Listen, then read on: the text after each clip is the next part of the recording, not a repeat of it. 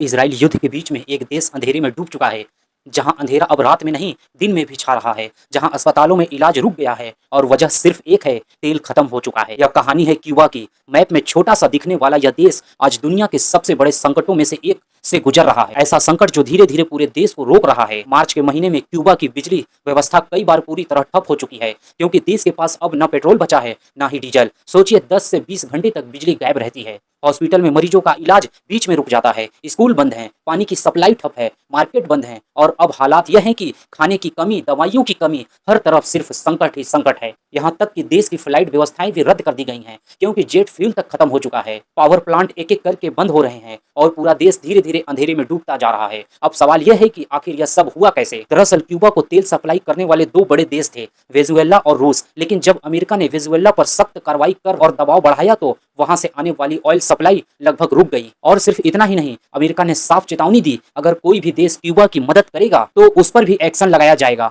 कहा तो यह भी जा रहा है कि क्यूबा पर सरकार बदलने का दबाव बनाया जा रहा है। और अब हालात इतने खराब हो चुके हैं कि लोग सड़कों पर उतर आए हैं और प्रोटेस्ट हो रहा है और कई जगह हिंसक भी हो चुकी है। लेकिन इस सबके बीच एक देश ऐसा भी है जिसने मदद के लिए हाथ आगे बढ़ाया है, और वह है रूस। रूस ने क्यूबा के लिए ऑयल टैंकर भेजा है, जिसका नाम दिया है इंसानियत के लिए जाने वाला मदद। अब एक नया डर भी सामने आ रहा है।